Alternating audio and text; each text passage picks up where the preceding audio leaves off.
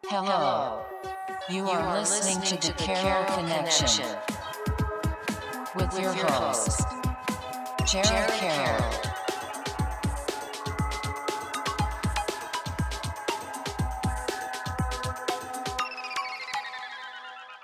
Hey everybody, welcome to the Carroll Connection. I'm your host, Jared Carroll, here to bring you guys another great episode. Did want to take a chance to shout out my last episode 212 with Satya Dev. It was his second appearance on the podcast, and it was a continuation of talking about consciousness and talking about Hinduism and just like the concept of religion in America right now and breaking down yoga. And it was just a really great podcast. I love talking to him and we dive into so many great things, and I hope you guys really do enjoy those type of episodes where we dive into a little different topics than I'd normally do on the podcast. But if you want to check that podcast out, go to the carolconnection.simplecast.com. Also available Apple Podcasts, Spotify, and all the major listening platforms. If you'd like to watch your podcast, go on YouTube, search the Carroll Connection or at Jared M. Carroll, and it should pop up. And if you want to be a guest or return as a guest, hit me up on Instagram at Jared M. Carroll or at the Carroll Connection, and we'll set that up. As well as plugging the 5 Pillars to Create a Meaningful Life, only available on Amazon. If you get the book and you read it and you really like it, please submit the review on Amazon. It goes a long way with support, and I do appreciate that. So that brings me to today for episode 213 with Michael Rose. Hi, thanks for having me.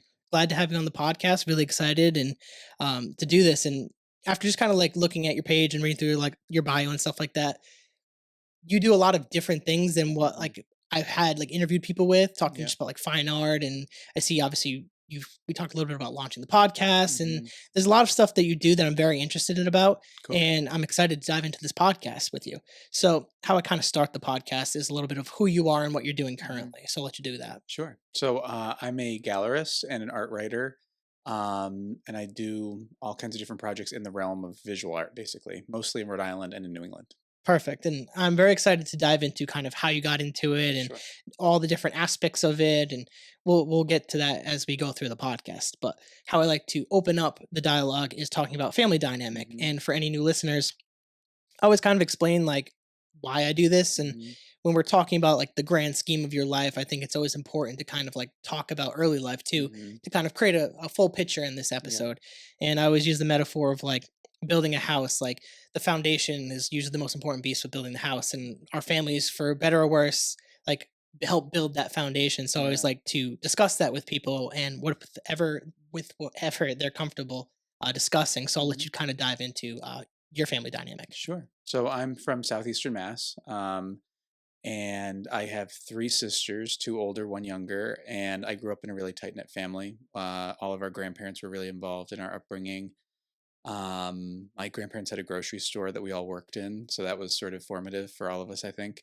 And I went to Catholic school in Taunton, Massachusetts, so I went to all the Catholic schools in Taunton and was active in like making art from a really young age and took art classes from the time I was really young, and it was something I was always interested in. So it's sort of carried through as well. And this kind of would be like a 2-part thing. With your grandparents' store, like was that like always in the family business? Were they the ones to create the business, and is They it still started the active today? business. It's no longer active, but they started it. My grandfather started it he came back from the Second World War and started it. And we lived in a small town. It was like one of 2 stores in town, basically. And so they knew everybody. My grandparents knew everybody. They're very social, very like outgoing people. So I think I picked up a lot of that from them, a lot of like being very community oriented. They were very, very community oriented people.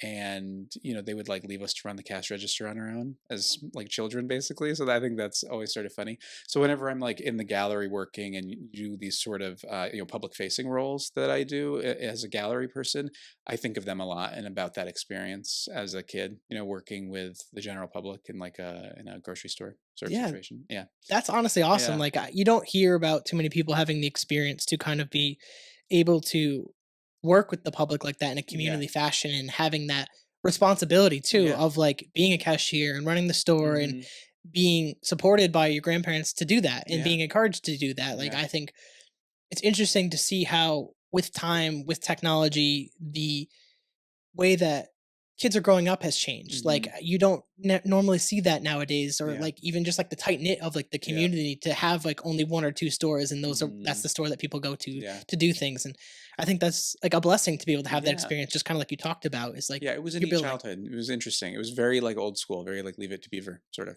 Yeah, and I think Yeah.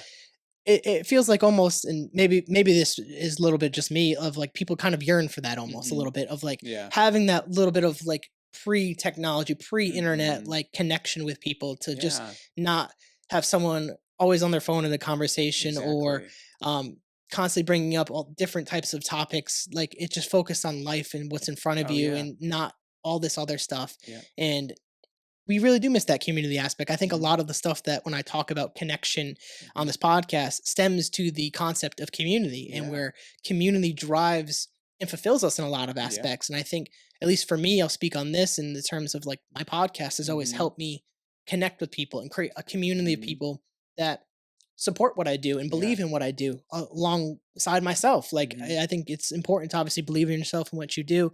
And then once you start doing what you want to do, that evidence can be provided to the people around you in your Mhm. community, and they buy into it. And Yeah. I've been blessed to be doing this for close to 6 years, where people Mhm. buy in and support this, and someone like yourself that doesn't know me Mhm. can sit across from me in a podcast and Yeah. want to be a part of this. And I appreciate people like yourself that do that. um, the second part of that question, and we don't have to get into it if you don't want Mhm. to, you brought up Catholic school. Mhm. Is that something you still practice, or have you kind of moved away from that religion? I practice it sort of minimally. I don't Okay. practice it probably as much as I used to. It was a very interesting upbringing. I think some of the good things I learned from that were a sense of like social justice and doing good things in your community. I think that's great. And I think being somebody who is active in favor of other people, and when I'm asked to do sort of like nonprofit sort of things or like charity sort of things, my default answer for most of those sort of projects is always, yeah, like if somebody needs something, or if there's some way that I can be useful, like I'm very interested in doing that. So I think that was like a key takeaway for me from that experience.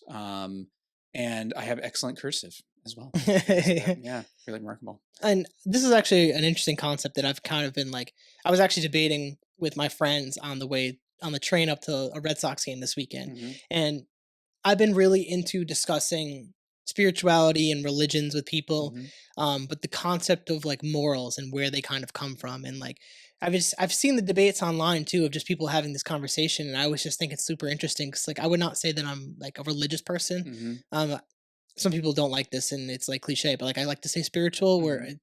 I like to believe in something. I don't know Yeah. what that is technically right now. I always just say universe, just to Hmm. be like cover all my Yeah. bases. Yeah. But I do accredit a lot of my upbringing with a religious background. And Hmm. like I went to CCD, and I was baptized and all that stuff, and Hmm. I have some, I think it was confirmation, I think was the most that I did. Hmm. But I like to say that a lot of some of my morals, I would say, actually come from my religious Hmm. upbringing.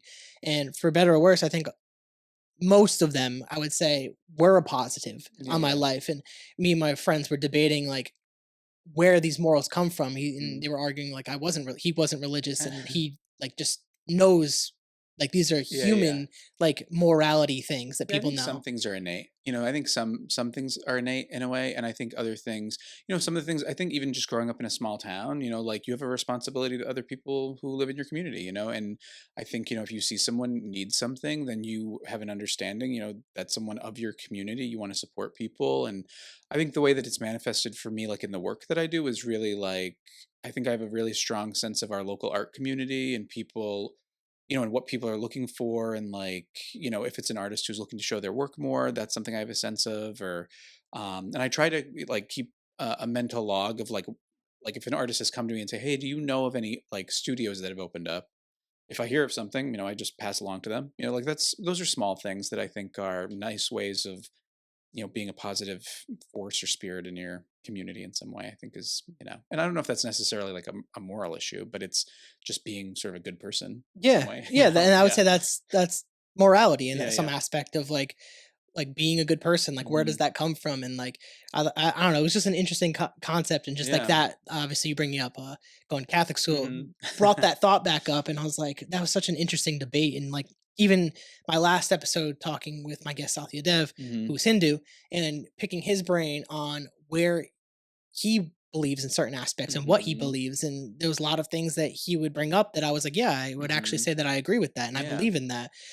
Would that make me Hindu? No, not Mhm. necessarily, but I like the different concepts. And I would always say that this podcast has opened me up to that, where I get Mhm. all these different perspectives. And I think Yeah. it's an interesting debate and bringing up community again. Mhm. Maybe that becomes like a theme that we start hitting Yeah. on through this. Yeah, yeah. But building on that, I want to dive into kind of a little bit of childhood and stuff. Mhm. Um, what kind of things or hobbies did you do or play sports or whatever Mhm. to like make friends and to socialize as a kid? I did a lot of art-focused stuff. I was very into, like, Legos and stuff like that. I wasn't a huge sports person, and I wasn't a huge not a hu well, I wasn't a huge video games person in the sense that I was not good at them, you know, in the sense that I was terrible at them. Um, but I always liked creative stuff. I was always interested in creative stuff, interested in reading, interested in history, and I think the schools that we went to were all, like, pretty small, so it was like you had this kind of set group of, like, 20 or 30 kids who you knew the whole like, from kindergarten all the way through to high school. Um, and it was a really warm sort of environment, and I made a lot of friends through art, actually, and through doing stuff like that, doing creative things. And because it was such a small community, I had a lot of friends who were like, who were in sports and who did this and who did that and who did all kinds of different stuff.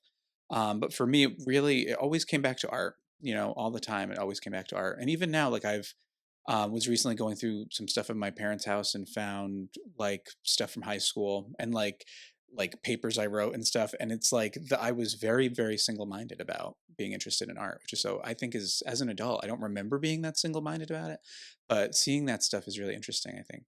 Was that like eye opening at all to like be able to like have those like documents and Yeah, stuff to kind of review? it was. I kind of regret Yeah. throwing out a lot of stuff now that Yeah. I'm like It older. I'm was like, really random. I just randomly found it and I thought, like, wow, like, and I could see like the precision of like the way I was thinking at like 16 years old about, wanting to work with art or whatever, and thinking like, huh, that's so interesting. Something people think about a lot now, I think, is like this idea of like manifestation and like, if you set your mind to something. And I was thinking of that and thinking like, oh, like I sort of accidentally like manifested like a career in the visual arts just by being like interested in it, from a young age, basically. yeah, I'd be curious to know. I mean, I definitely wrote about sports or something, like, and it clearly didn't manifest in the way that I thought it would. I mean, I should have realized. I was like looking at my parents' height. I'm like, yeah, probably I'm not going pro in Yeah. anything here, but I would have never expected the turn that my life had in terms of Hmm. like creativity. Yeah. And like that's why part of the reason I was super excited to do this podcast is Hmm. like I feel like just from your Instagram and some of the stuff on your website, creativity kind of flows all around you. And Hmm. like it's like it was just staring at me in the face between just like all the different art and everything that you kind of talk about and just like Hmm. the stuff that I was watching at least. It's interesting to see someone so like deep into it where Yeah. like I feel like I don't get to see all that stuff or at Yeah. least appreciate all the types of art that are actually out there. And as Yeah. someone like yourself who gets to like kind of critique it and Hmm. show it off, like Yeah. I think that's like really unique and interesting Yeah. to be able to have a platform to do that. And I definitely want to get into like how you did that, but Hmm. we'll build like Yeah. chronologically. Um, what kind of art during like the high school like era, I guess, or I'm trying to think of like the word I'm trying to think of. I guess from like elementary all the way up to like high Hmm. school, like was there a specific style of art? Was it drawing? Was it Hmm. like certain types of like sculptures? Like what Hmm. was it about? What specific thing with art? That's a good question. I was very into like drawing and like keeping a sketchbook and stuff like that. And I was already kind of into art history, and so I knew about like um I had books, like I had sort of general like world art history books, and then I was interested in even someone like Norman Rockwell, who like a lot of people know. I was interested in like illustration and like commercial illustration and stuff like that. But for me, it was really like drawing, and I was always interested in like sort of architectural things, and from what I remember, trying to remember what I did in like AP art. I think it was like sort of an architectural drawing kind of project that I worked on. So it was always that kind of stuff. It was always stuff that kind of like didn't take up a whole lot of space and like wasn't, um, didn't take a lot of time. Like I feel like ceramics I never would have done because I don't have like the patience to do it, or like sculpture, I don't have the patience to do it. But like keeping a sketchbook was easy and like I could do it and like could keep like, had enough of an attention span to do it. So I think that's pretty much where I was when I was making work when I was growing up. Yeah, I would say Yeah. I would envy people like you that just like had that creative aspect. Like I don't Yeah. I didn't have like I wasn't a good drawer. I couldn't like Mhm. sketch anything. Like I definitely took like I want to say it was a ceramics. I think I took 2 ceramic classes in high Mhm. school and I enjoyed them. That's I cool. just wasn't like Yeah. artistically inclined. Yeah. And I like that in singing. I always say if I could be a singer, like if I could just change one thing about myself, Mhm. I wish I could sing. Yeah, yeah. Like those creative aspects I definitely envy in people, but Yeah. creativity can obviously I've learned like blossom in different ways. Mhm. And like And the this is creative, yeah, all of and it. I Yeah. had to like learn how to be creative in that way that's Yeah. different and that works for me. Mhm. And like obviously creativity is going to work in different ways for different people. Yeah. And I think a huge thing that people are missing right now is the Oh, yeah. creative side of Yeah. themselves. Like a lot of people don't know how to tap into that or it gets Mhm. beaten out of them because Oh, of the way sure. society is. Yeah, I And it's agree with like that. kind of sad to watch people as you grow up or even to look at like parents or grandparents and wonder what was their creative like Yeah. endeavors like what were their True. aspirations like not everyone dreams of going to corporate America and Yeah. working 9 to 5s Yeah. or going blue collar work and Mhm. going crazy out there but like for me when I look at the podcast and the creative aspects or Mhm. this in creative endeavor or writing the book I think of like the future like I would Mhm. love to be able to be a father one day Yeah. and if I'm not like I am an uncle Mhm. like for people to be able to look at this body of work and Mhm. know that you could still work 40 hours a week and Yeah. have this space for yourself where like sure do I wish that this could make me money Mhm. yeah definitely but that was never the reason I started Yeah. either and like I think a lot of people struggle with that concept of like I want my passion or hobby to Mhm. make money Yeah. and a lot of time that's kind of tough to do Yeah. in certain sense. I think that's kind of like a trap in a way that a Mhm. lot of people fall into, where it's like the joy of in making art, for example, is like the joy in doing it is the making of it. It's not necessarily the so many artists I know, all the business aspect of it, which is what you need to do to be a successful artist, is the stuff that they hate. Like they hate doing all of that stuff.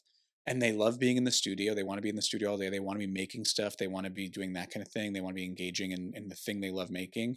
Um, but you also need to make a living. So I think there is that tension all the time with creative people. But it's great to find satisfaction in whatever kind of creativity people want to be doing.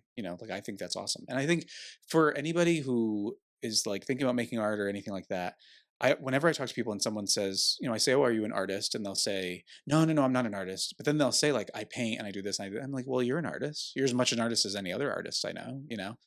Even if you don't make money from it or it's not monetized or whatever, if you're doing it, that's art. And creativity and all those things." Yeah, I remember one of like even build off that. Like I remember it was probably 20, not 2021 when I was working with therapists at the time. And I always say when this podcast becomes something, she's like, Hmm. oh, she was like, Jared, it already is Yeah. something. And I think we take that credit away from ourselves Hmm. because we compare ourselves to what we Hmm. see online. Yeah. Or even like if you're in a gallery, you see all these Hmm. amazing artists, like, well, I'm not that, I'm not an Yeah. artist, but like you said, if you're painting, like Oh yeah. you're an You're an artist. artist. Yeah. And You're like, an artist. I mean, I wrote this book. Is this like award winning Yeah. top of the novel book? Probably not. Like, but I'm an author. Yeah. And that was like the goal, or like when I was creating the book was like, I want this on Amazon. I want to be Hmm. able to search for it. I want to be able to say I'm an author. I wrote a Hmm. book. And that like credit we don't always give to ourselves. So working to give that to ourselves is such like a Hmm. difficult thing to overcome for a lot of Yeah. people. And there was a point that I lost it. It was such a good Hmm. point, or at least a question that I was leading to.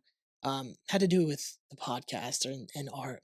Man, I'm gonna lose it. It's gonna come back to me after the podcast when I'm watching this. You'll think of it at 1 a.m. Yeah, Yeah. it was damn.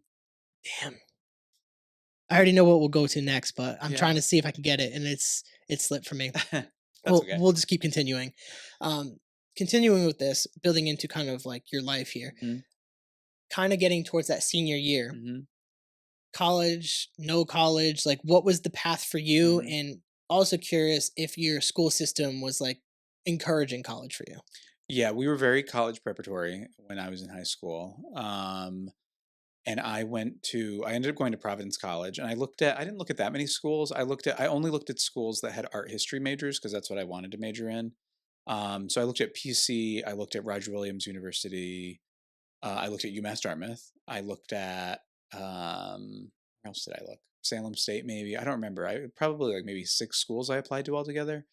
And I ended up going to PC because my dad had gone to PC. My eldest sister went to PC, so we were sort of like a PC family.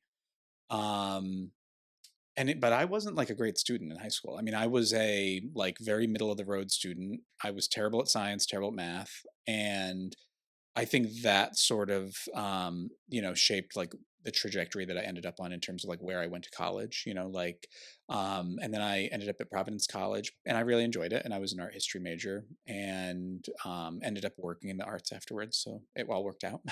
How was the experience in like a art history major? Like, what were maybe some of the like highlights, I guess you could say, about Mhm. going for a major like that? Sure. So it's kind of like I feel like the stereotype of it is that you do a lot of memorizing and you memorize pictures and stuff like that. And there was that element of it. When I was at PC, they had a kind of it was a program where you would take what are called survey classes in different sort of historical periods, like Renaissance, Baroque, medieval, etc., like all these historical periods you know about. And then you had like a capstone research paper that you do, and so my capstone was on a 1970s photographer whose name was Francesca Woodman, and it was about feminism and photography and the interface of those two things in Francesca Woodman's work. Um, and I really enjoyed it. It was really fun. Like I loved lecture. I loved hearing art historians talk about art that they were passionate about. They had a really good art history faculty there, and everybody was all like they just came to it with so much enthusiasm. Like I remember like going into it I went in declared as a freshman art history major and walked into like art history 101 in a lecture hall and had, 4 art history professors who taught different kind of sections of it. And they were just so enthusiastic. And like I remember like the very first lecture I was like, oh my god, like I like this is exactly what I wanted and exactly what I needed, which I know not everybody gets out of their major in college. A lot of people like sit through 3 years of a major and then at the end they're like, oh my god, I made like the worst decision of my life. This is not what I wanted. But pretty immediately I really really enjoyed it, and we had an art journal at PC and I was one of the editors of that, and I got a job in the art department in our visual resource center, and I did that, and I worked in the art gallery at the college. So like I was and I got to be like super active in it as well. But it was a really good program. I really enjoyed it. Would you say being so active in all those aspects of like the art gallery and stuff like Mhm. that helps better prepare you for life after Oh college? yeah, very much so. And like whenever I talk to students, I'm always like, you gotta do something while you're in school. I mean, whether it's a internship or something, and I know that's really challenging for some people, depending on what your socioeconomic background is or like what your family situation is. And I was able to do internships when I was in school and was able to have an on-campus job and was able to kind of balance all of that stuff. And it was hugely beneficial to me. And I mean, I got a job as a gallery, basically gallery director when I was like 23 years old. So like, and I think that was only because of all these experiences I had accrued already at that point. Yeah, and Yeah. it's glad that you when you speak to students that you tell them that too, Oh because I yeah. feel like from at least my experience too, it wasn't until like maybe mid to like end of junior year of college where people start even bringing up the term like I internships and know. classes, and it's like because I started panicking. I Yeah. remember like just getting to the point of like I'm gonna be going to senior year, like, and Yeah. then I'm gonna enter like the workforce and like this accounting finance world and just business in general. I'm like where do I even start? Like Yeah. I haven't even touched anything even remotely close to Hmm. this, and it wasn't until I remember I had to switch mentors or advisors, I think it was called, and because I remember the advisor that I had or was assigned to me, um, just kept telling me what you need to take this, Hmm. and Yeah. never went to any other questions. But I had a really great professor that I was just able to connect with, and Hmm. um, when I was able to switch to him as my advisor, he was able to kind of point me in the right direction. It's like, hey, you should look into internships, and then Hmm. actually gave me like a list of things to do. Yeah. And I would even say half the reason this podcast even was created was because I was able to get internships that Hmm. led to me going to Texas, to Georgia, and then Yeah. going through what I went through, regardless of the experience at like the businesses that I worked at. Hmm. Those experiences led me to kind of question who I was and what I was doing at the Yeah. time, which led me to kind of reignite this like creativity in myself to Yeah. like create something. Yeah. And I don't think a lot of schools or professors are always preaching that. And Hmm. obviously, you mentioned too, it's just like everyone comes from different backgrounds, Mhm. and especially nowadays where like everything's super expensive, it's hard to Yeah, balance it's that. so You hard. you Yeah. might not be able to get an internship because you need a Mhm. job that's going to pay Of for course, your yeah. food and stuff. So Yeah. like it's totally understandable where people are going to have to balance that Mhm. aspect of things.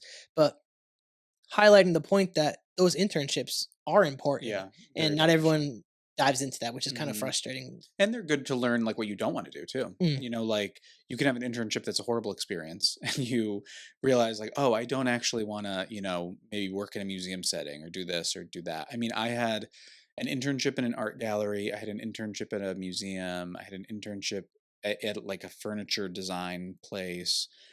So I tried out different things, and none of them were bad. Like, they were all I learned a little bit of something from each sort of experience I had, but they were and then I had, people who were like an internship director of mine who were super supportive over the years and who kept in touch with me. And, I did a short summer internship and they have always like stayed connected with me on LinkedIn or whatever and like, cheered me on when stuff was happening. And I'm always like, oh, that's a nice thing, that you have that lifelong connection with someone. I just saw a woman today who was a gallery director who I interned for and then worked for, and I see her pretty frequently. And she was a great mentor to me, and so those sort of connections continue throughout your life too, which is nice. yeah, and it's nice when you have people too that are supporting you in that Yeah. aspect, that help guide you or mentor Hmm. you, like you said, Yeah. because whether you like the internship or not, it's giving you the tools that you Hmm. need to go into the actual workforce when you Hmm. graduate college. And Yeah. not everyone gets to experience that. Sometimes you graduate, you're like, well, now what? Hmm. And the way jobs are, it's hilarious. Where it's like you need this number of years experience, and then it's Yeah. like, how are you going to get that without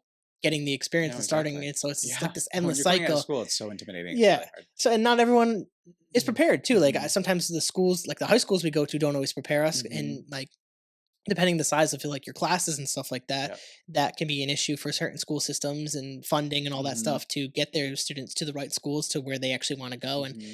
I don't feel like we have those conversations early enough for people too. Like Hmm.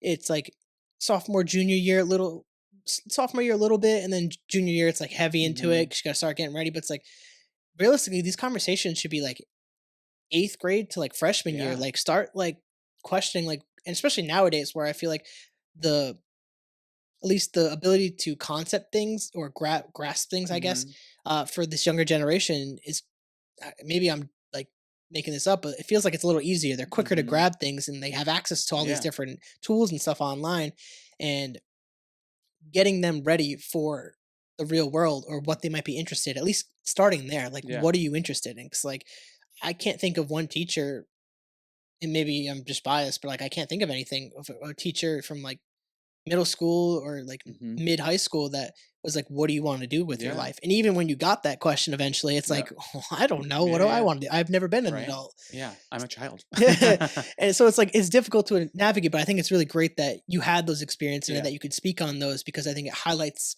an important issue, especially when making that transition. Mhm. And for your major too, was that a difficult or maybe like a challenging one to kind of navigate? Like, where do I work?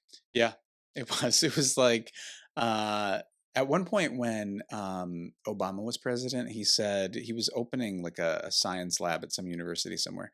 And he was like, "Yeah, what we need in this country is, more. We need a lot more scientists, a lot more whatever, and we certainly don't need any more art history majors or something like." It was like really like diminishing to art history people. But I think where he was coming from was like, what's the job pool like at the end?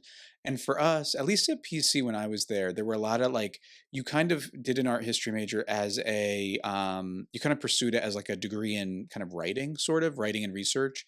And there were a lot of people who went into marketing and they went into, other kind of professional fields, or they went to graduate school and they became an archaeologist, or they did, whatever. And so when I was coming to senior year doing internships, I think my thought was, well, let me see if there's a path forward here where I don't have to go to graduate school, because I didn't want to do that. And I had friends a lot of my friends were doing that, and I saw that path, and then I saw the path of like I could leave the visual arts altogether and go do something else, or I could, work to try to get some kind of position in the visual arts, and then sort of build something on my own that way. And I did work the first year I was at a school. I worked in public relations, and so that was, I think, me sort of testing out, if I could do an office job, which I could not, and then I ended up coming back to the visual arts after the fact. But I think that was a good experience too in a lot of ways to to learn practical skills and stuff. Um, but it was a big question, and we had, good faculty and stuff who gave us advice. We're like, listen, you can go to graduate school, you can get a master's degree, PhD in art history, you can be a professor, you can work in a museum, or you can be creative with your degree and go do something else.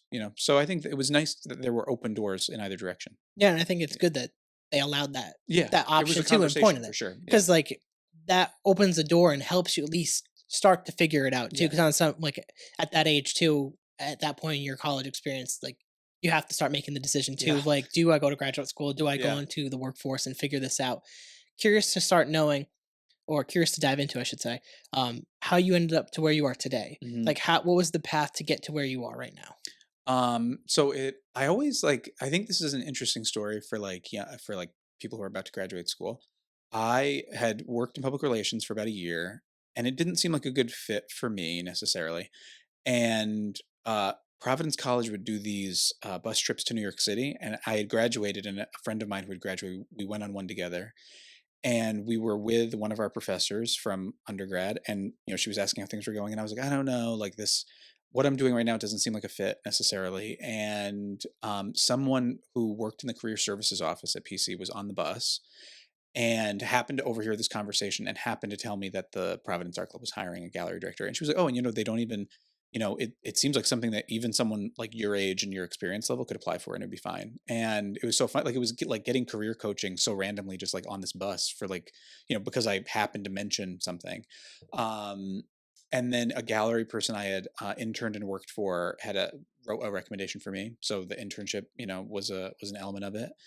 And so I started doing that, working at the Providence Art Club as the gallery manager. And then that was in 2014. And then in sometime around then, 2014, 2015, I went to NYU to do an art appraisal certificate. So I did that while I was working. And that was something a mentor of mine encouraged me to do. So I studied art appraisal in New York, like on weekends, basically. And then I started doing a lot of the writing work that I'm doing now in like 2020, 2021. So over the course of the time that I've had my job, I've had these opportunities to do all kinds of other projects too. And so that's been, for me, I think that's been what's really fun, as opposed to being in like a corporate environment where you like clock in, you go to your desk, you do your thing. I think for like the way my brain works, it just didn't work for me. Like that didn't, I need to have like 20 different projects going at the same time to like remain interested in all of them, basically.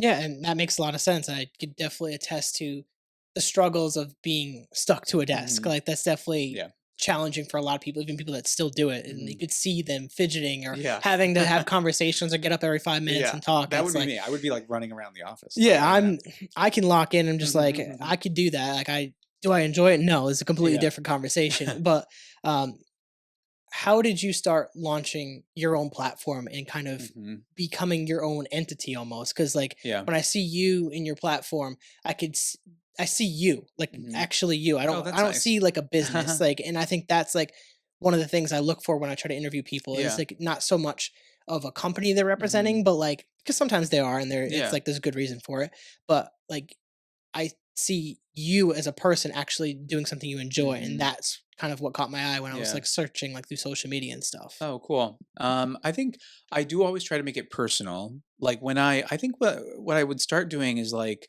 I would go to look at, for the writing stuff anyway. I would go and look at shows, and I would like share images of stuff I was seeing, and like even just on Instagram, like a short like mini kind of review of what I was seeing. And then I had started my own website mostly for like appraisal work and like consulting and stuff.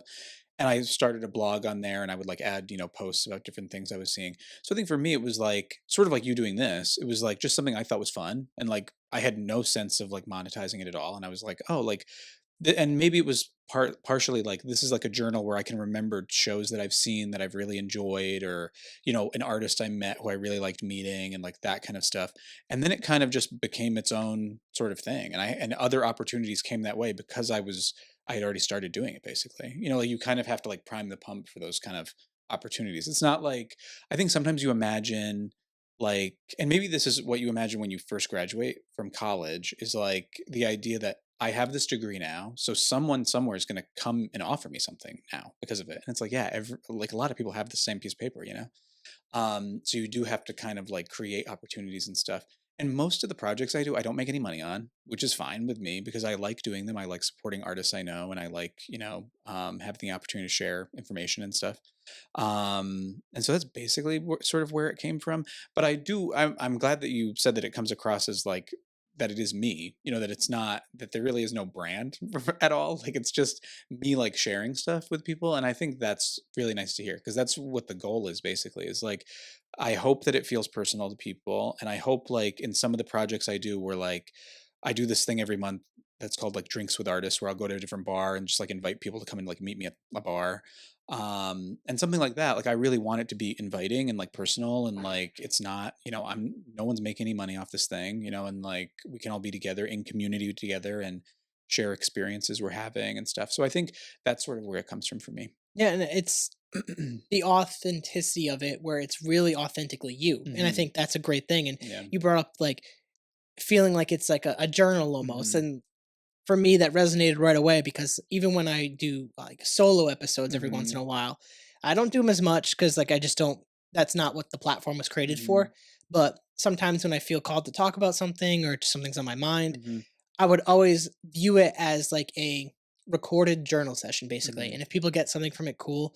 But even like the podcast, it's like this is just a recorded like therapeutic session. Mhm. And like it's a normal conversation. Like Yeah. the way we talk now is the same way that we talked without the cameras being on. And like that's kind of the way I've always envisioned it. And like having that space where it just really just putting the phones down. We're not having specifically like going and trash at a bar or something like Mhm. I did like back in the day. Like it's just pure conversation and getting Yeah. to know someone and why they do what they do. Mhm. And it's just a simple conversation, kind of just Mhm. like what you're kind of talking about Yeah. there is like inviting people to talk about what they do and why they do it. Yeah. Like there's plenty of podcasts and like internet YouTube channels that have all the same rotation of guests Mhm. talking about all the same things. Mhm. And at least for me, and if you go back to even to like my introduction, I've never changed the intro episode of this.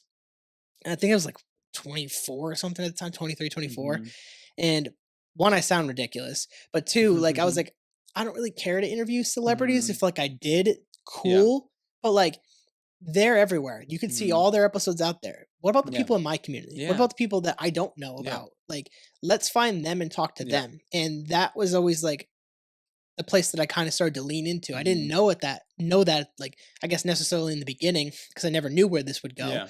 But over time it just starts snowballing into this thing where you're talking about creating opportunities. Mhm. And like it's so true. You have to create your own Yeah. opportunities by just starting. And I Mhm. know it's like corny and like Yeah. the basic It's thing. challenging, and if it doesn't take off right away, you feel, diminished, or you don't feel like it's worthy or whatever. And if something you really like doing, you like plug away at it, and eventually things happen. But sometimes it takes a long time for things to catch on, I think. In my experience anyway, it does. Yeah, I've been doing this for X number of years, and I just remember I think one of the first goals that I had with the podcast was on Instagram. I'm like, I'm gonna get 1,000 followers. Mhm. I'm still not at 1,000 followers in Yeah, the yeah. podcast page, Yeah. and I was just like so overly ambitious with like thinking about how easy it was gonna be, Mhm. and I think that's where people fail a lot of the Yeah. times is they think it's gonna be super easy to Mhm. like promote themselves and make a brand out of Mhm. themselves and like this is me, this is what I do, and it's like yeah, you and everybody else, like everyone Yeah. else is trying to make Yeah. it. Like you have to figure out a way to carve out a place for yourself Yeah. and then keep doing it even when no one's watching or Yeah. cheering you on. Yeah. Because at least for me, when I started out, like part of the reason I was nervous to launch it was like, how are people going to perceive Yeah. me for doing this? And Yeah. like, this is 2019 too. So like podcasting is still very popular, but Mhm. like obviously it exploded after COVID. Mhm. So like, I'm like very nervous about this. Like, this is like a new version of me that Mhm. people might not be ready for. Yeah. So like, how do I do this without feeling like I'm going through like imposter syndrome? Mhm. Like I feel like I'm just pretending to be a podcaster instead of actually Mhm. just being the Yeah. podcaster. But you are one. Yeah. And it takes learning that too, Yeah. like by doing. And you don't always get that until you start doing and get Mhm. lost in the art form of it. Yeah. Like they say, like flow state. Like Mhm. when I feel like I'm in the podcast doing it, it's when I'm having the most fun. Yeah. Like editing, I don't love Yeah, that. yeah. Like it's like the business Yeah. aspect when you're talking Yeah. about like that's not enjoyable, but like you have to do it. You have to do it, yeah. And there was like this may be the thought that I had that is coming back to me was like this TikToker Mhm. that talked about the concept of being successful and the Mhm. secret. Everyone's looking for the secret sauce, Mhm. basically. And his quote unquote secret was just you have to do the boring stuff. Yeah. You have to do the stuff that you don't want to do, that no Mhm. one wants to do, like the editing Yeah. or setting up the equipment Yeah. or scheduling the guests. Like, Mhm. no one wants to do that. Like, Yeah. that's the boring stuff. But Yeah. like, the way to make it long term is to do that stuff Mhm. consistently. And if you Mhm. consistently keep doing it, maybe eventually you Yeah. can make it. But it takes doing it still. Like, Yeah. a lot of people will just give up on themselves and their dreams because they don't make it within Mhm. 1, 2, 3, 4 years. Yeah. But it's like all this stuff that you're doing right now might not be what becomes successful, but Mhm. doing these experiences could lead to your next Oh, opportunity yeah. that makes you I successful. think so. I think everything is like a connection that leads to something else in my experience. I've had a lot of like, did projects where I was like, well, that's not going anywhere. That's not going to, mean anything. And then 5 years later, something comes out of it. So I think everything does, set some kind of tone for something else happening. Yeah, and like I Yeah. mean, this book was like I guess like a can't think of the word that I'm trying to think of, but was kind of like birthed from the Hmm. podcast. Like I don't write Hmm. the book if I don't start the Yeah. podcast. And like what comes after this book, I'm not too sure. Maybe a second Hmm. book. I'm on the fence. I know kind of have some ideas, but like Yeah. after writing that, I was like, I need a break. Yeah. Like It's a even lot of this work. year in general, like I Hmm. apologize to people for like the lack of, I guess, consistency with my Yeah. episodes. Cause I was telling you I do weekly, but Yeah. like it's been like bi-weekly. Sometimes I go 3 weeks Hmm. without it. But a lot of it was like last year was I was going for episode 200. So like Hmm. I did the most episodes I'd probably ever done in like Hmm. at that point, the 5 years I've been doing it. Yeah. And I wrote the book. Yeah. So I was like, after I did, I was like, oh, I just need to like I feel like chill. those are achievements that you can look back on and be really like happy with yourself. Like that should like dissolve some of the imposter syndrome, I think. It's like, Yeah. look at how much I've done. Like look at all this material. Like, look at it. Like Yeah. I think that's sort of helpful in a way. Because a lot of artists have that too, where they're like, I haven't really done anything, I haven't made it or whatever. And you're like, well, you have this great body of work, you're making work every day, you're sharing it in shows that you are able to get into, or you're sharing it on your website or whatever. And I think that is at least one way to dissolve the imposter syndrome thing, which is such a for any kind of creative person, I think that's a big problem. Everybody has that. Everybody's like, oh, like, it's sort of like cringe to put this out there. Do I want to put this out there or whatever? So I think that's an interesting idea.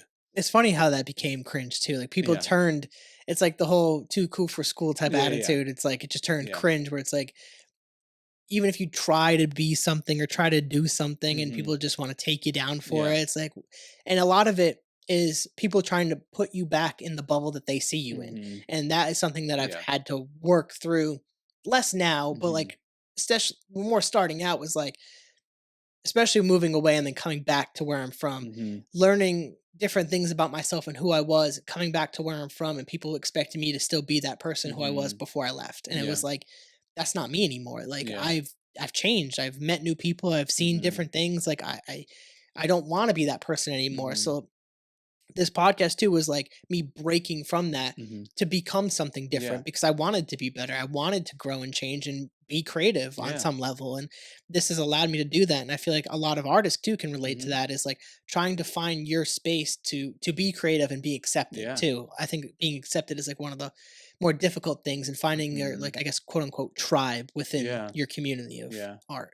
I think for like when I'm doing writing, especially like I don't really think of myself as like a critic necessarily. Like some people have like referred to what I do as that, but I think really it's more like positive spirited sort of journalistic kind of stuff.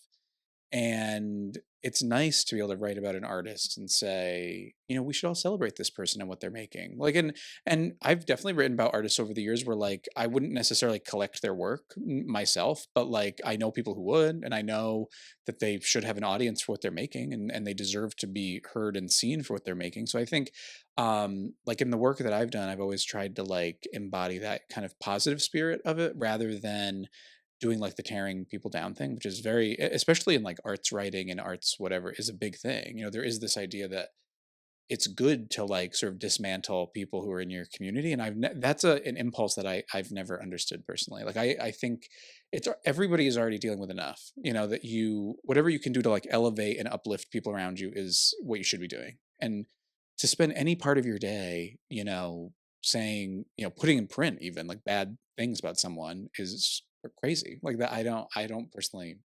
understand that myself. But Yeah, I definitely subscribe to kind of what you're saying too and that's why I've always gone with the whole I mean, I even have at the bottom hmm positivity, motivation, mental health. hmm Like I've tried to pick something that was unifying. Like I don't get hmm into politics, I don't get into like divisive like social issues. Like hmm I try not to be that type of podcaster. Like hmm I want to talk to people about why they do what they do and not like isolate people from feeling like they can't come and talk to me on a yeah. platform. Like if you look through all my stuff on the Instagram, all the different guests, like it's all people from different walks of life that do hmm different things. And yeah. that's what I want to like celebrate. hmm And too many people, especially on podcasts, like there's tons of stuff out there, people being negative and talking bad about hmm other people. Like, yo, if you want that type of stuff, it's out there. You can go yeah. find it. I just don't think that's like the right direction for people in terms of creativity and like hmm trying to be like trying to make a better world in some yeah. way too. Cause you're trying to put something good out there. Like Yeah. you want to uplift people. Like Exactly. and like it's the concept of just you want to leave things better than what you found them. hmm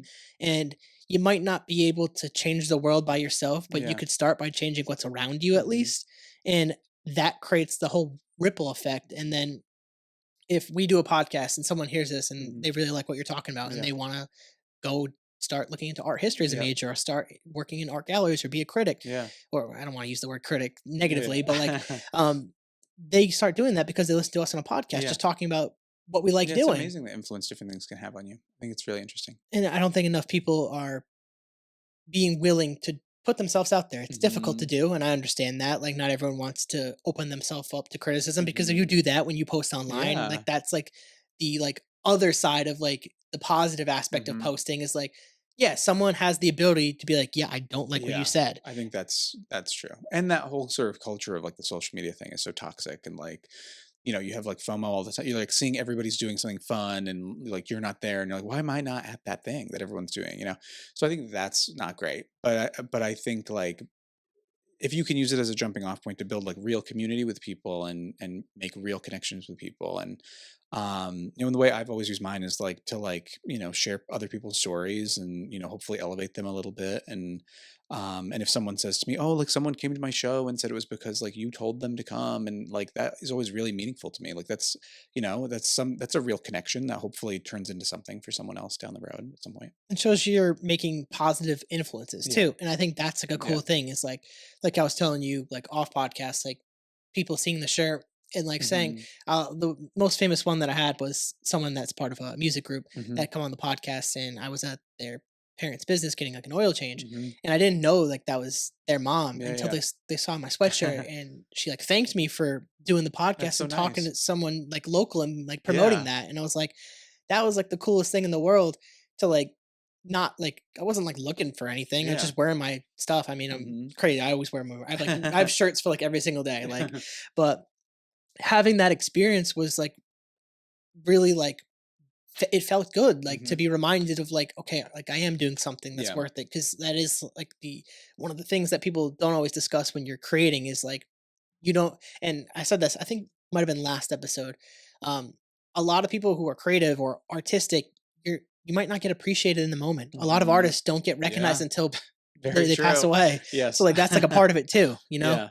Yeah. um I did want to ask like this part because we're getting towards like the hmm back end of it, hmm but I wanted to ask about AI and Sure. like how you think it's affecting uh like the art industry Yeah. and like what's kind of happening and what to kind of maybe expect going hmm forward. I think that's a great question. I think it's something a lot of people are thinking about. I think in my experience of it, I think like seeing people use it where they go and they like type into like ChatGPT or something like make me this image of whatever. Um, like I think that's a scary prospect in a way. But like my experience of consuming it is that you can kind of tell what you're like, at least if maybe it's like an art people thing that you like, if you have like if you've developed enough of an eye where like you're looking at imagery all that, like you're looking at art imagery all the time. When you see AI, you can like tell what you can see it. Like you can see there's like an uncanniness to it. There's something kind of off about it all the time. So I think right now it's in a stage where like it's so identifiable that it's not necessarily a total threat yet. But I think as it evolves and becomes more of a like a it becomes easier to manipulate and easier to like see something online and be like, oh, I can't tell if that's AI or if it's a real artwork or whatever. That's when I think it becomes more worrying.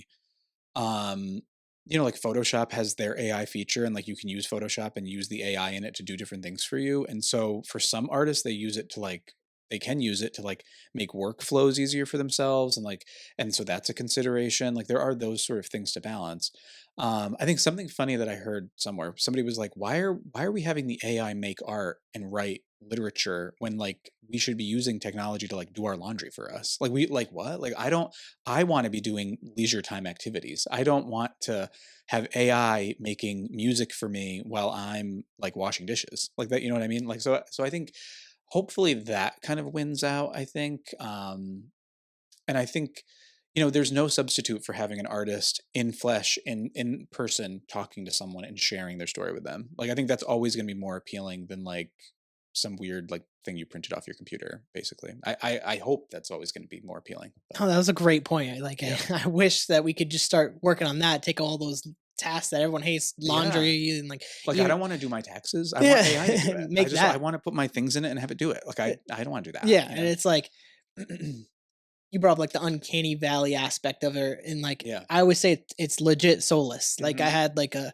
guess you could say like a high thought the other day. It was like, um, it's quite literally soulless. Like Yeah. that's not a real person. Yeah. Like there's nothing behind that. Yeah. Like And you and see that kind of glassiness of it. It's kind of freaky looking, and I mean if you know have for you seen art, the new Google stuff? Like no, it's I like don't think so. this is like the It's like this is like scary. it's the scariest ones I've seen. Is it's Google like, VEO. I don't know if I don't want to pronounce it. I think it Yeah. might be VO or something or VEO like 3, Hmm. and it's the best AI I've seen. Really. Like making videos and like their fingers are all intact, their face is all Oh intact. Like God. and it's like it's the closest that I've seen, and I've seen ones do like I got my girlfriend the other day, like Hmm.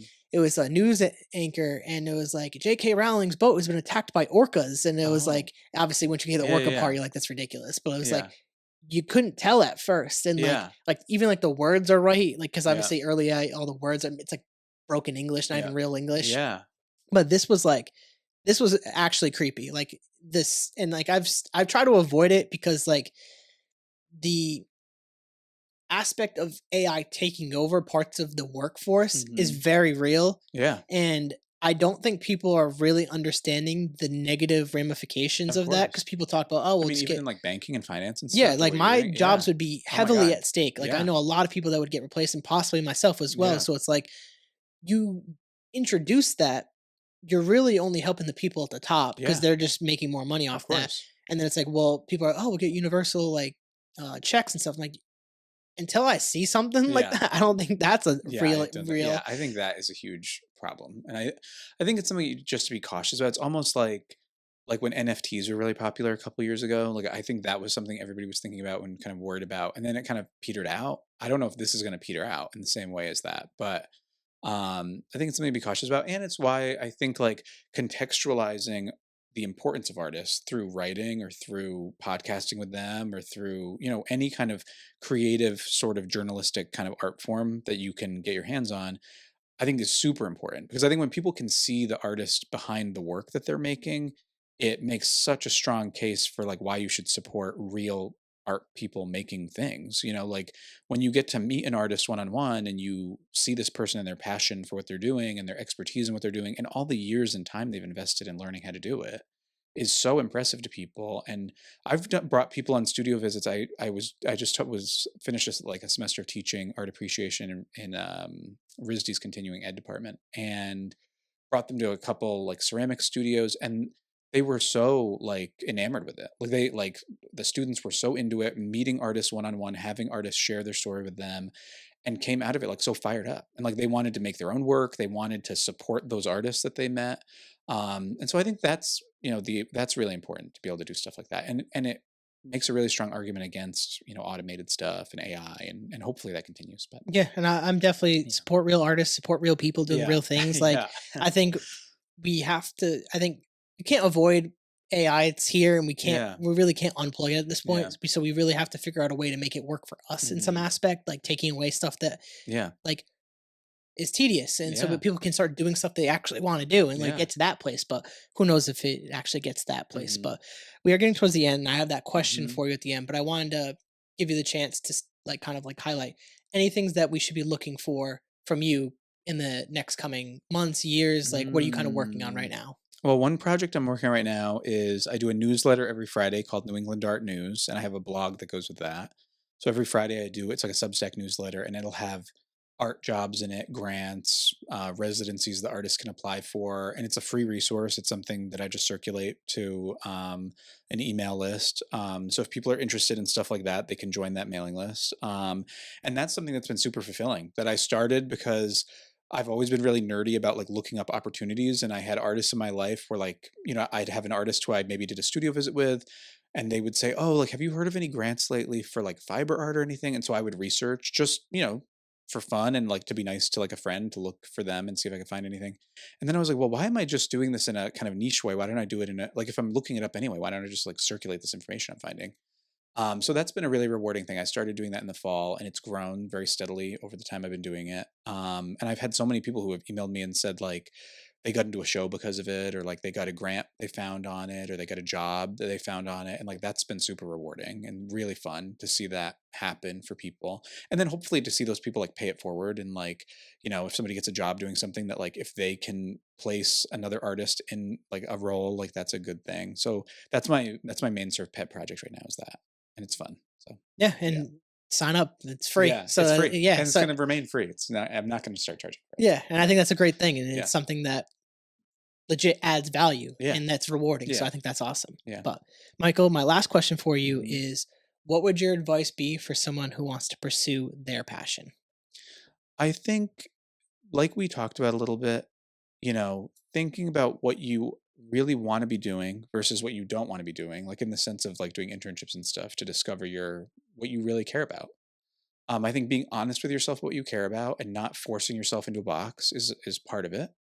And then the other part of it is you do have to do the work, to do things. You have to show up. You have to be pleasant to be around. You have to be responsive to people.